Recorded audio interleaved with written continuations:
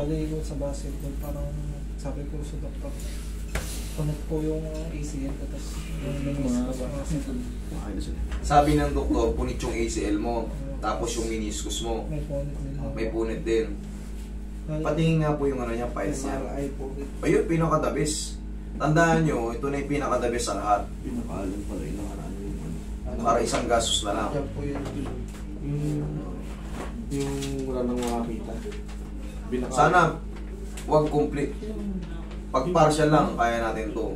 Kumbaga, Bicycle driver. pag complete, kaya pa rin natin i-adjust. Ang problema, pag complete, torn ACL, hindi ka na makakabalik sa dati mong lakas. Oo, mawawala yung sakit. Pero yung maglalaro ka ng basketball, puwersa kang tatalon, hindi na siya ganun kalakas. Talagang magkakaroon ka ng psychological trauma eh. Parang feeling mo pagbagsak mo gaganon yung tuhod mo. Kasi putol yung ACL eh. Sana partial tear lang o kaya mga ano lang. Hirap na ba ito? Saan yung box mo? Ha? Tumakbang sa hagdan. Hirap ka na rin sa hagdan. Hindi ko na po. Ilan taong ka na ba? 21. Kita mo, prime pa yan ha. Prime pa yan, kita mo.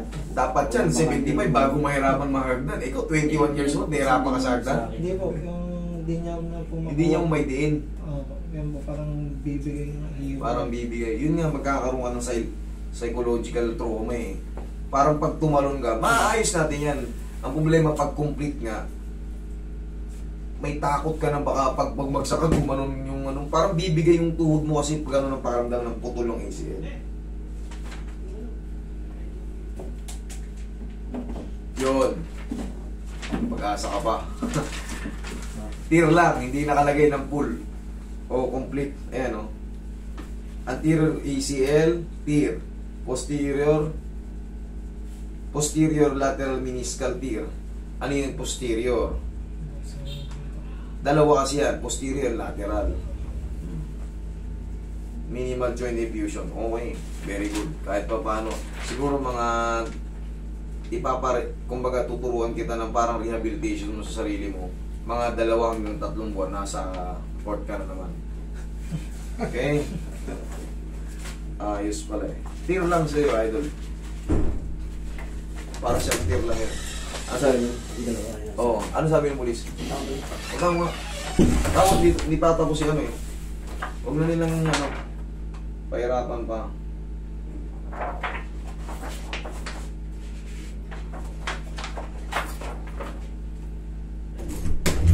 Ano yung pangalan ni Silvertino? Sir Silvertino. Hanapin mo si Paski. O hanapin mo si Pajardo. Andiyan mo si Sir Pajardo. Hanapin mo si Sir Pajardo. Okay.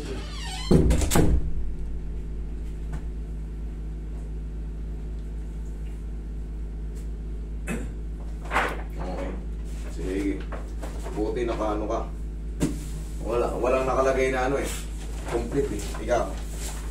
Kanan, kaliwa. Kaliwa po. Sige, ikaw. Kailan ka ba nadali?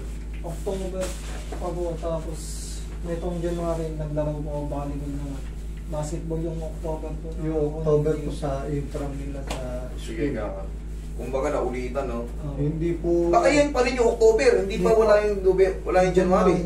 January. Hindi po. Hindi ko tinignan yung Yung October po, x-ray lang po ang ginawa sa kanya. Hindi tusok ka ng konti. X-ray lang po siya. Okay rin naman kahit pa paano. Wala pong fracture o ng buwan. 21 years old, nahirapan sa hagdan, hindi niya umaangat. Sabi mo, prime yan.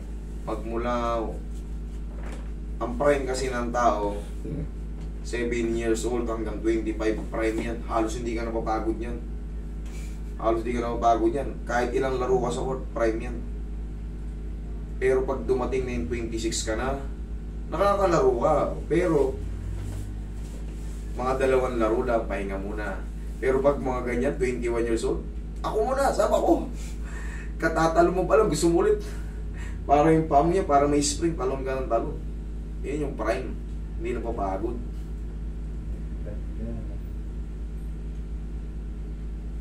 Pero pagka na-injury ka, aalisin yung prime mo. Talagang magkakaroon ka kasi ng dyan eh. takot.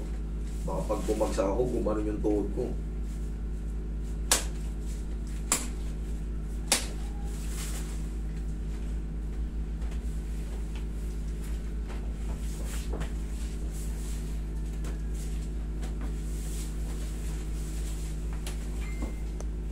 Tapos tuturuan kita ng ano mo, ng exercise mo sa bahay. Parang yun yung pinaka self-therapy mo.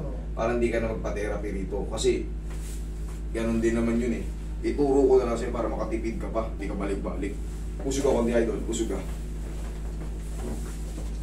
Kaya mo naman yan. Lamputan mo lang. Isa pa.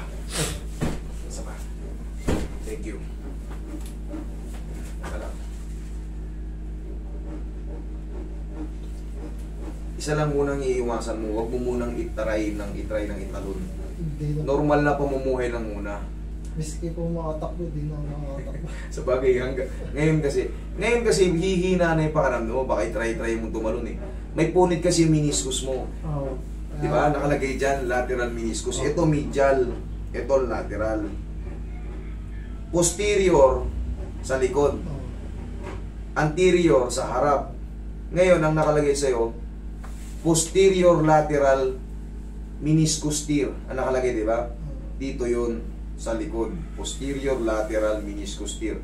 Ngayon, pag yan tinalon-talon mo, yung ang meniscus kasi yun ang sumasalo ng ano, yung bigat natin.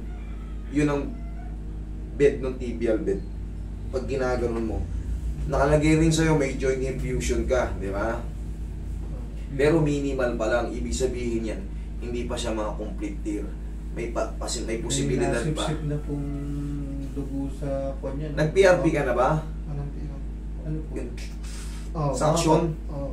Sina-action ka na? Oo. May nagdugo po. Lumabas po talaga ng mga Lumabas yung lumabas na dugo. Ganun talaga. Eh, hospital na lalapitan natin. Sabi po Sipa mo. ng school doctor, Sipa mo. parang siya. Sige, bigasan mo ng to. Eh, ganyan no? Di ba nakasipa? Ay, Tupi mo eh. Sige pa. Sige pa. Ako na nga. may hirap po. Relax lang. Yan. Yanigin mo lang yan. Para yung ACL, di ba napunit siya. Meron kasing hibla na, siyempre, lagay niya yung ACL. Parang nakabinat yan eh. Nangapatid yung kalahati. Nangapatid, sabi natin naputin yung kalahati. Gaganyan siya. Ngayon, gigiwang ngayon yung ano mo. Kaya pag tinalon-talon mo yan, i-slide yung posterior tear. Punit. Kaya wag ka muna magta-try ng tumalon, ha? Oo. Hayaan mo lang muna 2 buwan hanggang 3 buwan. Bike ka lang kung gusto mo mag-strengthening. Kasi lalambot ng mga to eh. Nakapag-bike nung ako. Yan, bike ka lang. Okay yan. Ah, pwede po siya mag-bike. Walang problema, yun nga pinakatuturo ko sa kanya. Bike lang muna. Tapos doon ka tumukod pagbababa. Kasi baka umislide yung posterior tear mo eh, sa meniscus eh. Doon ka tumukod. Nakasanayan po kasi kanan ay kaliwa yung tutuko. Pinatutukod. Oh, sa motor kasi nandito yung ano eh. Oo. Yung parang tawag to, Stand po. stand. Sa kanan ka muna ng mano. Yun muna yung mo, tsaka mo ibalik. Oo. Okay, kasi pag umaandar pa minsan, baka dumulas, sayang. Tapos, bumili ka muna ng ano, knee support. Meron naman ako. Para makikita ka ng tropa mo, yung Gio, kasi ano, hindi pa pwedeng yayain. Isa rin yun sa mga defense mechanism natin, sa mga sasalubong sa atin. Baka may biruin tayo, itulak tayo. Hindi ka makakagdan, o try mo sa hagdan. Testing. Balik ka rito pagka... Sige, testing. Tapos sir ha, ipasuot mo sa kanya yung ano, knee support. Kompleto po ito.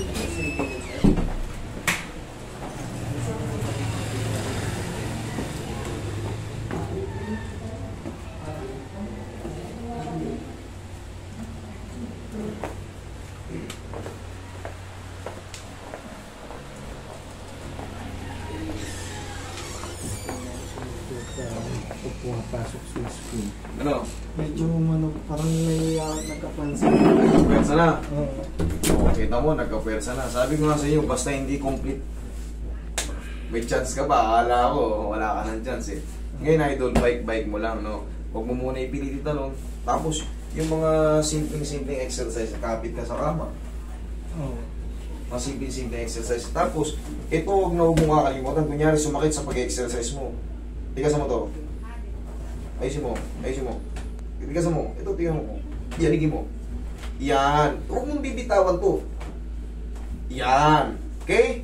Yan lang. Tapos, mag-bike ka. Okay? Oo. After mga few months, recover na yan. Pata pa to.